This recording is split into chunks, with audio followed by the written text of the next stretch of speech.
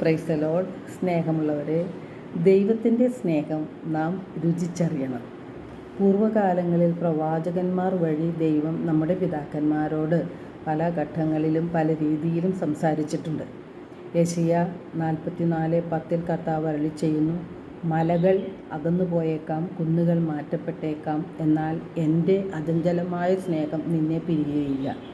ജെറമിയ 31:3 കർത്താവ് അരുളിച്ചെയ്യുന്നു, എനിക്ക് നിന്നോടുള്ള സ്നേഹം അനന്തമാണ്, നിന്നോടുള്ള വിശ്വസ്തത അചഞ്ചലവും. അപ്പോൾ ദൈവത്തിൻ്റെ സ്നേഹം നമുക്ക് എങ്ങനെ ബോധ്യമാകാൻ സാധിക്കും? ദൈവവചനത്തിൽ ആഴപ്പെട്ട് വിശ്വസിച്ചുകൊണ്ട് ദൈവത്തിൻ്റെ വചനത്തെ എളിമയോടെ സ്വീകരിക്കുമ്പോൾ നമുക്ക് ദൈവത്തെ അനുഭവിച്ചറിയാനായിട്ട് സാധിക്കും.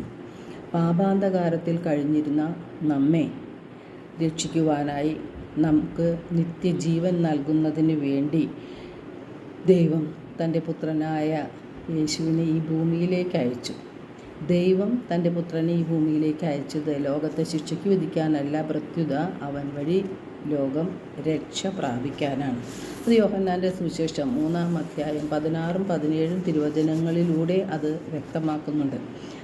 ദൈവം അത്രമാത്രം നാം ഓരോരുത്തരെയും സ്നേഹിച്ചു. അവനിൽ വിശ്വസിക്കുന്ന ഏവനും നശിച്ചു പോകാതെ നിത്യജീവൻ പ്രാപിക്കുന്നതിന് വേണ്ടി തൻ്റെ ഏകജാതനെ നൽകാൻ തക്കവിധം ദൈവം ലോകത്തെ അത്രമാത്രം സ്നേഹിച്ചു. റോമ 5:8 വിശുദ്ധ പൗലോസ്ലീഹ പറയുന്നു, നാം പാപികളായിരിക്കെ ക്രിസ്തു നമുക്ക് വേണ്ടി മരിച്ചു. അങ്ങനെ നമ്മോടുള്ള സ്നേഹം ദൈവം പ്രകടമാക്കിയിരിക്കുന്നു. 1 യോഹന്നാൻ 3:16 തിരുവചനം പറയുന്നു, ക്രിസ്തു സ്വന്തം ജീവൻ നമുക്ക് വേണ്ടി പരിത്യജിച്ചു എന്നതിൽ നിന്നും സ്നേഹം എന്തെന്ന് നാം അറിയുന്നു. സ്നേഹിതർക്ക് വേണ്ടി ജീവൻ ബലിയർപ്പിക്കുന്നതിനേക്കാൾ വലിയ സ്നേഹമില്ല. ദൈവത്തിൻ്റെ ശക്തമായ കരത്തിൻ കീഴിൽ താഴ്മയോടെ നാം നിൽക്കുമ്പോൾ ദൈവത്തിൻ്റെ സ്നേഹം നമുക്ക് അനുഭവിച്ച് അറിയുവാനായിട്ട് സാധിക്കും. ദൈവത്തിൻ്റെ നമ്മോടുള്ള സ്നേഹം വിശുദ്ധ കുർബാന സ്ഥാപനത്തിലൂടെ വ്യക്തമാക്കി.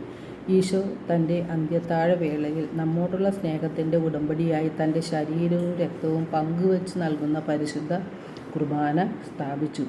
യോഗ്യതയോടെ വിശുദ്ധ കുർബാന നാം സ്വീകരിക്കുമ്പോൾ യേശുവിനെ സ്വന്തമാക്കുകയാണ്. യേശുവിനെ അനുഭവിച്ചറിയുവാനും നമുക്ക് സാധിക്കും.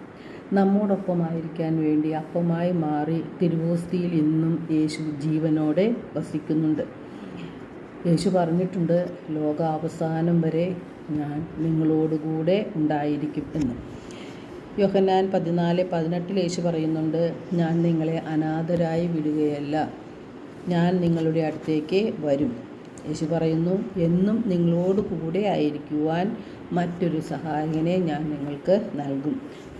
നിത്യസഹായകനായി നമുക്ക് പരിശുദ്ധാത്മാവിനെ ദൈവം നൽകിയിട്ടുണ്ട്.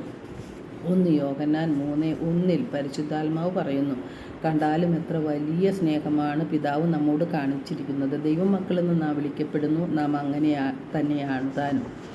നാം പാപികളായിരുന്നിട്ടും ദൈവം നമ്മെ തിരഞ്ഞെടുത്തു. ദൈവമക്കളുടെ സ്ഥാനത്തേക്ക് നമ്മെ ഉയർത്തി. തൻ്റെ പുത്രൻ വഴി നമുക്ക് നിത്യജീവൻ പ്രാപിക്കാൻ ദൈവം തൻ്റെ വചനവും അതുപോലെ നിത്യസഹായകനായ പരിശുദ്ധാത്മാവിനെയും നമുക്ക് നൽകി. വചനാധിഷ്ഠിതമായ ജീവിതം നാം നയിക്കുമ്പോൾ ദൈവസ്നേഹം അനുഭവിച്ചറിയാൻ നമുക്ക് സാധിക്കും.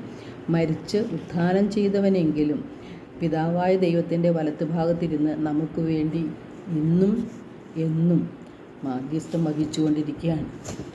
ആ യേശുവിനെ തിരിച്ചറിയാനും ആ യേശുവിനെ സ്വന്തമാക്കുവാനുമാണ് നാം ശ്രമിക്കേണ്ടത്. എല്ലാവർക്കും ഒരു നല്ല ദിനം ആശംസിക്കുന്നു. ദൈവം നമ്മെ ഓരോരുത്തരെയും സമൃദ്ധമായി അനുഗ്രഹിക്കട്ടെ.